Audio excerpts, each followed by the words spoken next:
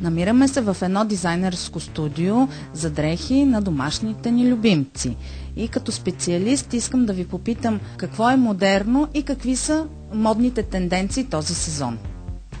Това, което е модерно за собствениците, това е модерно и за кучетата. Модата на кучетата следва модата на хората. Така както има сезони с едни разцветки, има сезони с други разцветки. Сега този сезон са модерни гамите на лилаво, синьо парламент, оранж с лила, сиво, вариращо от светло гълъбово сиво до графит, розово, неизменното за момичетата. Модерен е червеният цвят, който просто не излиза от мода. Ярко-зеленото, бледо-оранжевото, екрюто също. Това са цветове, които са модерни, изобщо като гама. Това, което ние предлагаме, са нови тенденции в момента за облеклата на кучета. Може би виждате тук, според сезона, идва Коледа, предлагаме коледни облекла за нашите малки любимци. И не толкова малки, защото ние изработваме дрехи не само по размерите, които са класическите за най-малките кученца, а изработваме и по размери, и по желание на клиентите. Сезона, който е сега есенно-зимния, е характерен с тези дрехи, които пазят от дъжд, пазят от сняг, от вятър. Все още нямаме сняг, но и това предстои да се случи. Тази дрежка, която е тук, това е един дъждобран, който е много добър, защото пази крачетата, пази и коремчето, пази главичката. Има дупка за повода. Това е също облегчение, защото не е необходимо да се слага, ако е нашийник или коланче, върху самата дреха. Много е лесно кучета, които са с дълга козина, да се поддържат с подобна дреха, защото с едно сваляне дрехите се поддържат много лесно, всичките имат марка за състав и поддръжка.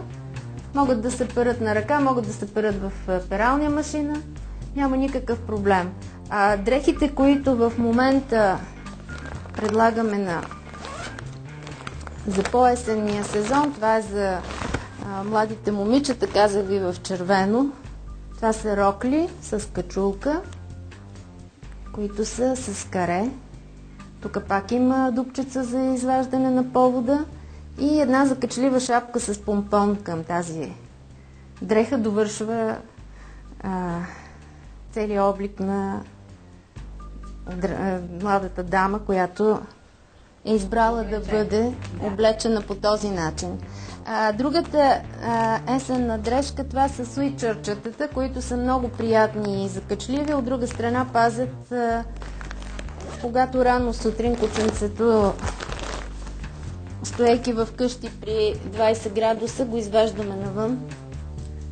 И за да не трепери нашия любимец и да му е комфортно, защитени са му и крачката, а пък е удоволствие да гледаш кученцето си весело облечено. Гамите са най-различни. Ето това е сиво-бяло. Това е някой, който мечтае да бъде далматинец. Да. Може би някой пинчър се изживява като далматинец. Ето това е възможност за него. И понеже говорим за зимата, тук това, което държа, това са едни нови модели от този сезон, елеци, с еко-кожа отвътре, които пазят цялото тяло. Ето тук виждате, че е затворено отдолу. Имат халка за повод, за да може по-лесно да се води кучето. Изработваме ги в двата модела, по-светъл и по-тъмен, в зависимост от това какво желая собственика. И понеже говорихме за тенденциите, най-новите неща, които предлагаме на пазара, ето вие ги виждате в разцветки, има в повече от 20 цвята, в много комбинации, в зависимост от това какви са желанията на клиентите. Това е анорак с крачолчета, с сваляща се качулка, която може, когато не вали кучето, да се разхожда по този начин с дрежката. пази коремчето, може спокойно след дъжд тази дрежка да се почисти само с гъба, няма никакъв проблем с изпирането и с почистването. Ето лилавата гама, за която ви говорих. Това са дрехи, които са за зимата. Това е най-елементарният модел, който имаме. Изработваме го в полар, в промаски, които са с висок коефициент на непропускливост, като размерите са от много малки, от 0 номер до 9, в който влизат кокерите по-едри. Това е универсалният модел с якичка, който тук е направен с луксозен вариант. Подплатата му е от полар, а отгоре е промаска.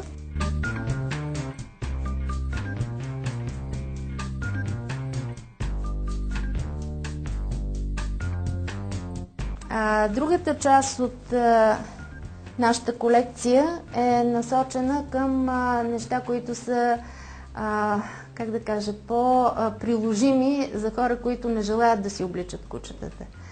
Има много ловджии, сега е открит ловния сезон и е хубаво да се забелязват кучетата, защото за съжаление има доста случаи на нещастни моменти.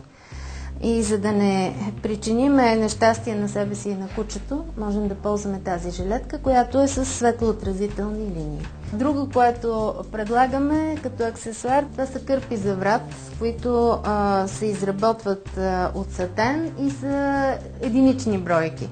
Така може да сте спокойни, че вашето куче няма да се повтаря с кучето, което виждате до вас.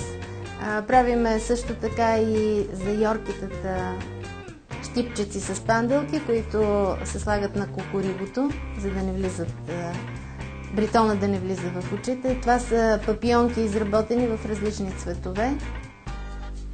Коледният костюм се облича много лесно, защото се закопчава само по този начин. Има камбанка, която звъни на гръбчето.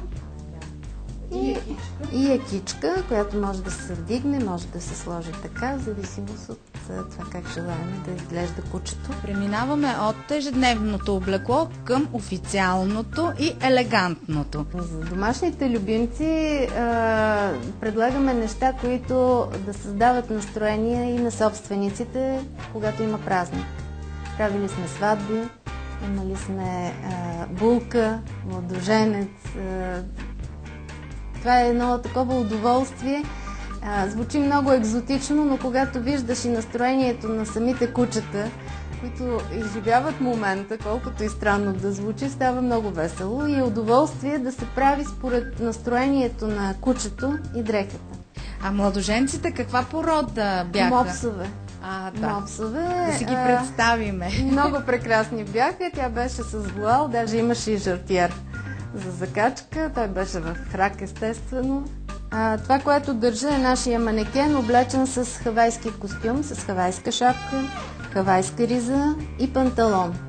Всичките тези варианти на дрежки са за лятото, но когато човек има празник, може да си направи удоволствието да облече кучето си и да внесе лятото в зимния момент.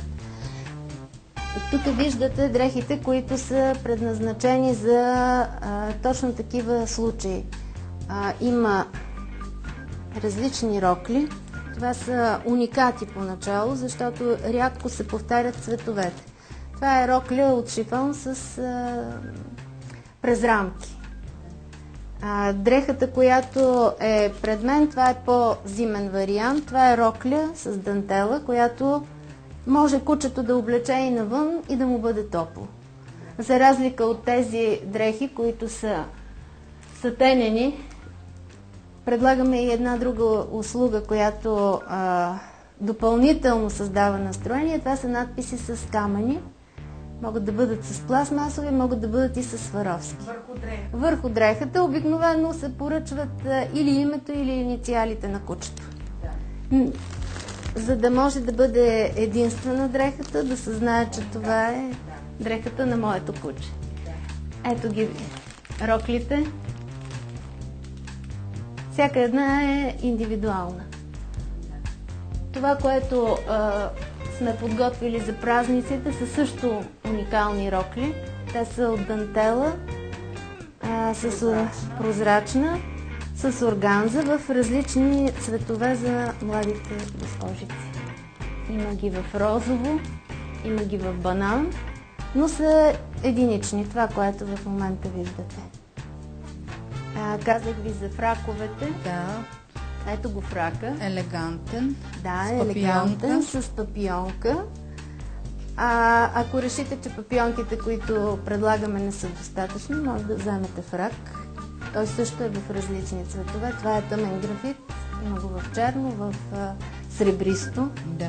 Има калинки, които са карнавални. Да. За да отъдестите своето куче с калинката, може да вземе